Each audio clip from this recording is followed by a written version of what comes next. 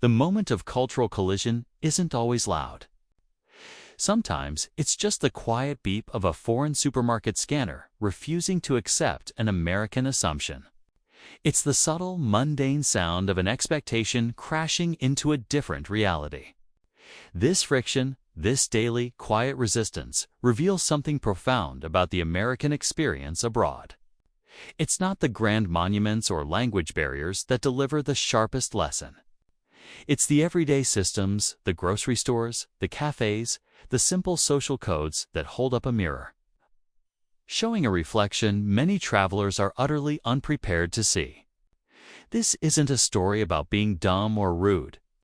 It's a story about being culturally unequipped, about carrying an internal operating manual for life that simply doesn't boot up on another continent.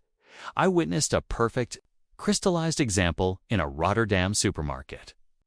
A woman, perhaps in her 50s, stood immobilized before a sleek, minimalist self-checkout machine. With each tap of the screen, her frustration visibly mounted, a silent storm brewing in the produce section. The digital prompt was straightforward. "Did you bring your own bag?" She stared at it as if it had asked her to solve a complex ethical paradox. "How on earth," she said aloud, "to no one and everyone could I possibly know that before I even got here?" A Dutch store attendant, sensing the snag in the system, glided over. "You may purchase a bag here," she offered in flawless English, her tone helpful and neutral. "Or, if you have an old one with you, you can reuse it." The American woman's face underwent a fascinating transformation. Initial confusion gave way to dawning comprehension, which then rapidly hardened into something akin to moral indignation. "You want me?" she enunciated slowly, ensuring the attendant grasped the absurdity to buy a bag. "With my own money." She then performed a slow, deliberate scan of the patient queue forming behind her line of locals who observed the scene with the detached, curious silence of anthropologists watching a rare species struggle with a novel tool. "This," she muttered under her breath, shaking her head as if mourning a lost ideal, "is exactly why certain economic systems fail." And in that precise, awkward instant, standing amidst the hum of coolers and the rustle of reusable totes, the core truth became luminous. This confrontation wasn't about intelligence or even about manners. It was about a fundamental state of being unprepared. It was about exiting a universe where countless tiny systems are designed for your convenience, and entering one where they are designed for different priorities: sustainability, collective cost, simple practicality. The planet, it turns out, does not automatically reconfigure itself to American national settings upon your arrival. Consider the humble café, a universal space for caffeine and contemplation, in a charming, sun-dappled establishment in Florence. A man from Michigan held his tiny, empty espresso cup aloft, catching the waiter's eye with a cheerful, expectant nod. "Just a top-up when you get a chance, pal," he called out, his voice friendly and familiar. The waiter approached, his expression a masterclass in polite confusion. "You wish for another coffee, sir?" he asked, clarifying the order. "No, no." The American clarified with a patient smile, as if explaining a simple concept to a child. "Just a refill. You know, free refills. Keep the cup coming." The waiter's professional smile remained fixed, a polite mask. But his eyes, those windows to a deeper cultural understanding, conveyed a profound, unbridgeable chasm. "Signore," he said softly, with a gentle firmness, "this is a café, not a petrol station. We do not serve ... infinity." A soft, knowing ripple of laughter emanated from the nearby tables where other patrons, a mix of Italians and savvy tourists, had been following the exchange. It wasn't cruel laughter, but the sound of a shared cultural punchline landing. The American, his cheerfulness deflating, quietly paid for a second, full-priced espresso. The financial cost was minimal. The real price, the more lasting tariff, was the quiet, bemused silence that seemed to trail him like a shadow as he walked out the door. a subtle reminder that his most basic assumptions had no purchase here. The theme of temperature, both literal and metaphorical, provides another rich arena for misunderstanding. In a classic Prague pub, all dark wood and ambient chatter, a woman from Arizona was served a Coke. She lifted the glass, took a sip, and her face fell as if she'd been personally betrayed. "This is warm," she stated flatly. It wasn't a question. The waiter, a pragmatic man, simply confirmed the observation. "It is room temperature." The woman leaned forward, her tone shifting from observational to prosecutorial. "But why would anyone ever want a soda without ice? What is the point?" She framed it not as a preference, but as a violation of a fundamental consumer right. The waiter offered a small, pragmatic shrug, a gesture that seemed to contain centuries of Central European sense. "Perhaps," he suggested mildly, to avoid a sore throat, unconvinced and feeling her principles under attack. The woman launched into a brief but impassioned lecture encompassing customer choice, the very essence of service, and the inalienable liberty of a cold beverage. The waiter listened, his head tilted in patient attention. When she finished, he inquired softly, almost apologetically, "Is this a formal complaint, madam?" It was at this moment her husband, flushing with second-hand awareness, reached over and placed a hand on her arm. "Just drink it, honey," he whispered, his eyes darting around the room. "We're the only ones making a scene." The lesson was clear. Sometimes the crusade for a familiar comfort only highlights your foreignness. We mistake different priorities for bad service, and systemic design for personal insult. This is the recurring, almost ritualistic pattern. A minor inconvenience, something as trivial as a paid bag or a lukewarm drink, is not processed as a simple difference in practice. It is internalized as an injustice, a slight against the natural order. Free refills, mountains of ice, complimentary disposable bags, these are not. Despite powerful cultural conditioning, global human rights enshrined in some planetary constitution, they are specific cultural preferences, quirks of one nation's commercial landscape that have been elevated, through sheer ubiquity and marketing, to the status of secular gospel. The rest of the world isn't being deliberately difficult or backward by not subscribing to this faith.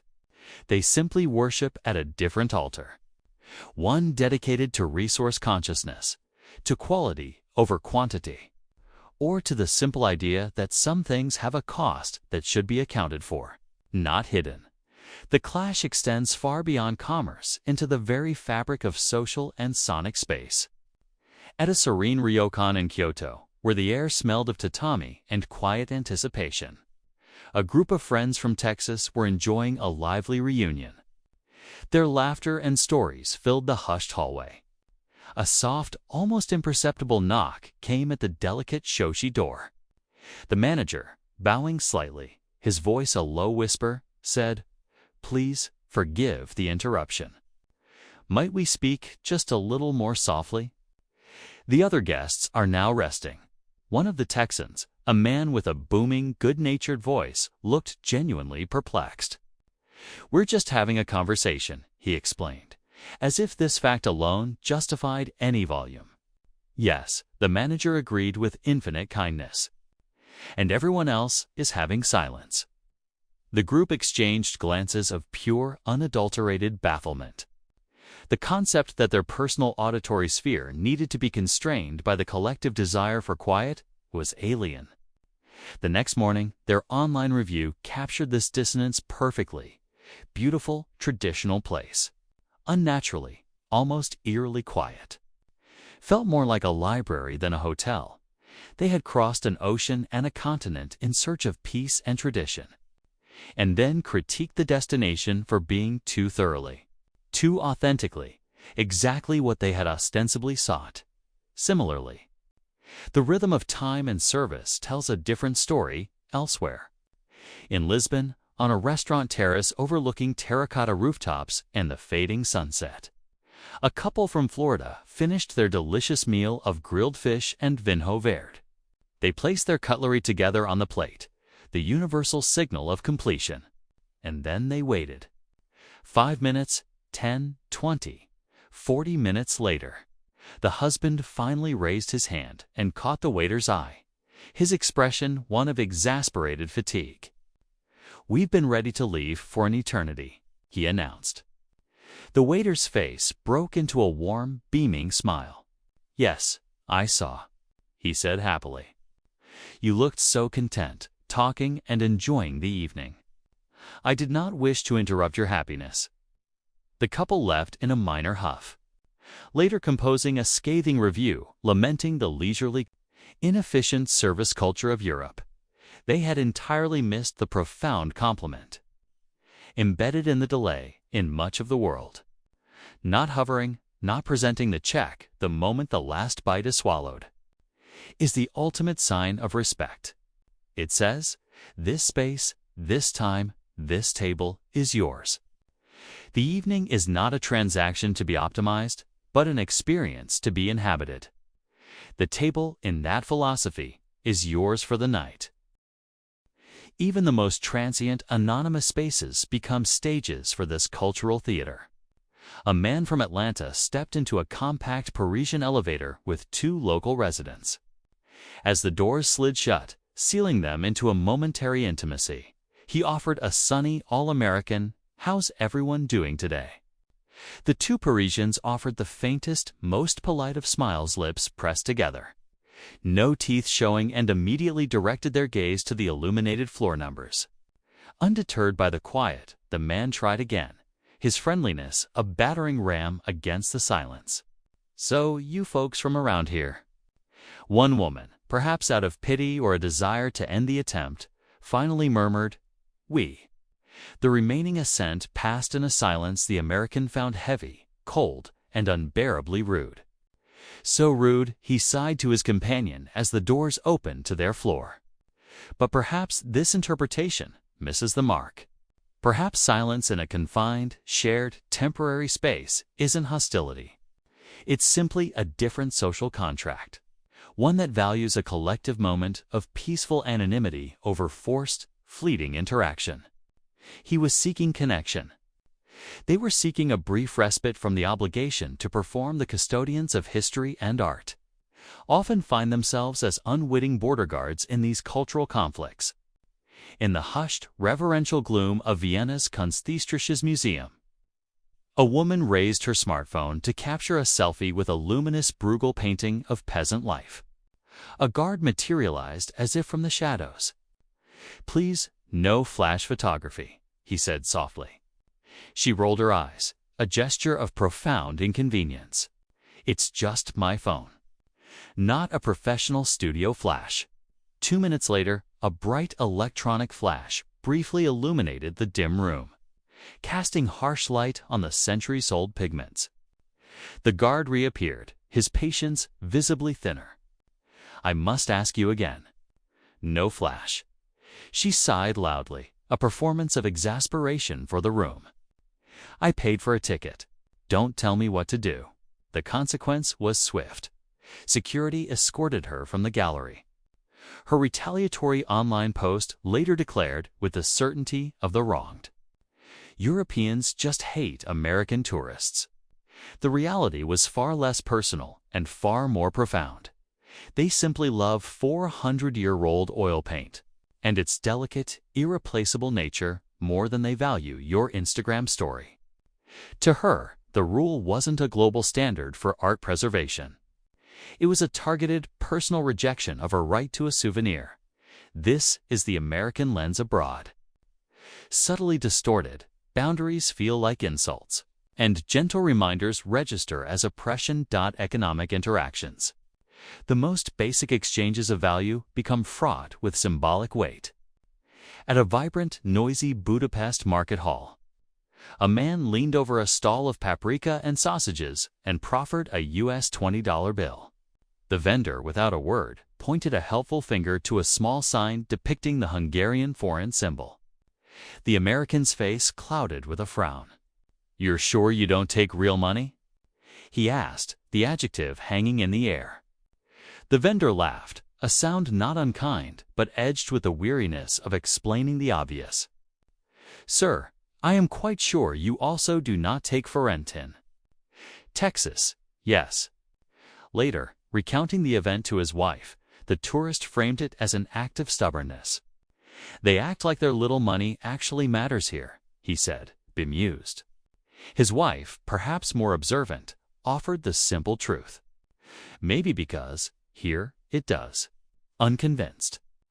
He left a 1-star review for the vendor, citing financial ignorance. For him, the refusal wasn't a straightforward matter of local currency and monetary sovereignty. It was an act of defiance, a small-scale rebellion against the global primacy he assumed was a natural law. We weren't raised to be guests of the world, but to expect it as a birthright. This sentiment lies at the rotten core of the dilemma.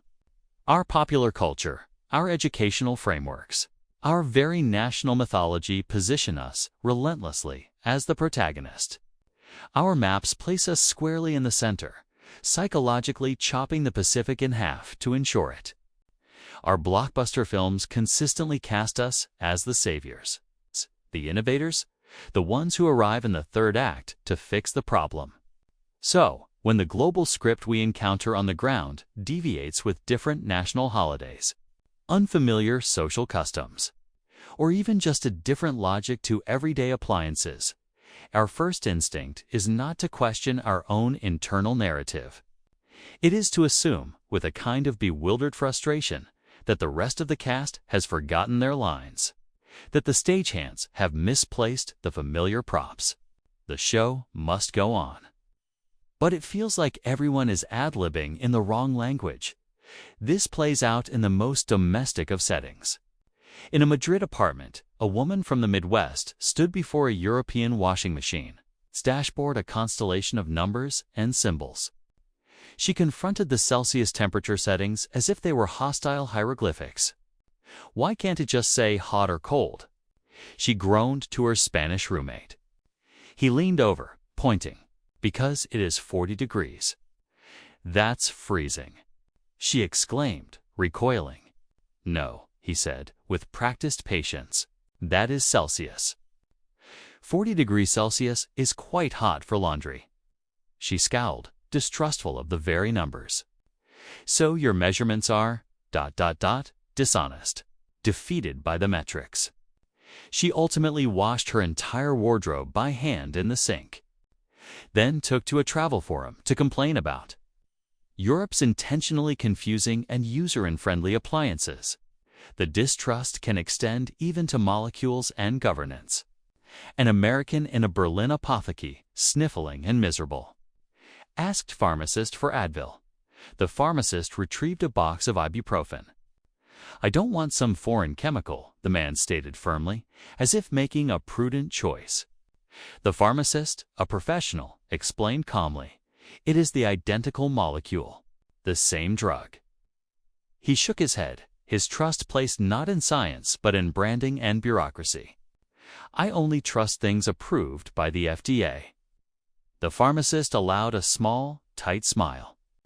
Our medicines, she replied, do not require your government's permission to be effective. He left the shop in a huff, grumbling to himself that Europe was already making him sick.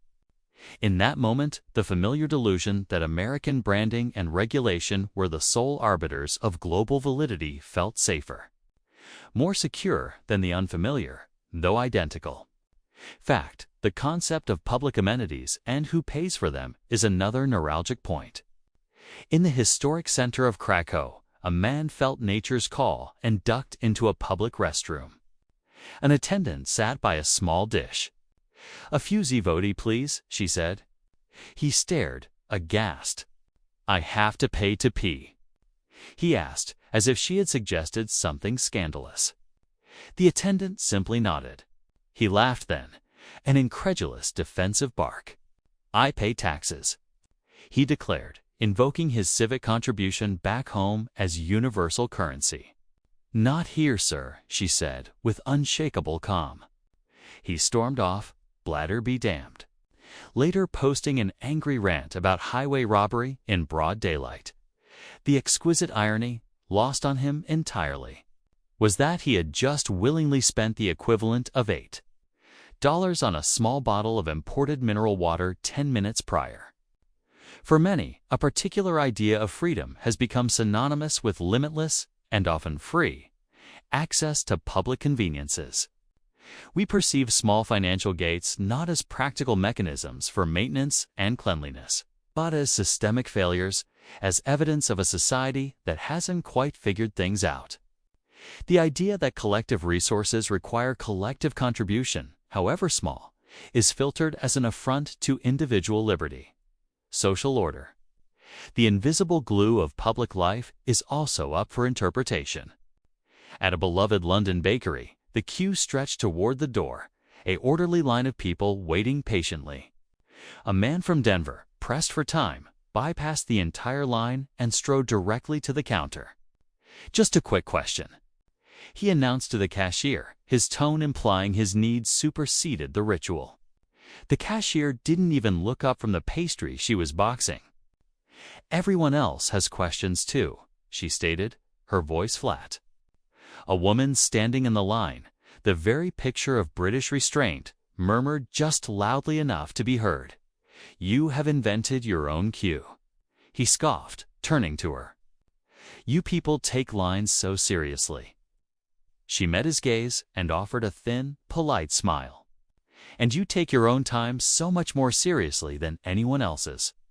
Chastened by the collective, silent judgment of the room, he eventually retreated to the back of the line, his face a mixture of bewilderment and a dawning, slight enlightenment.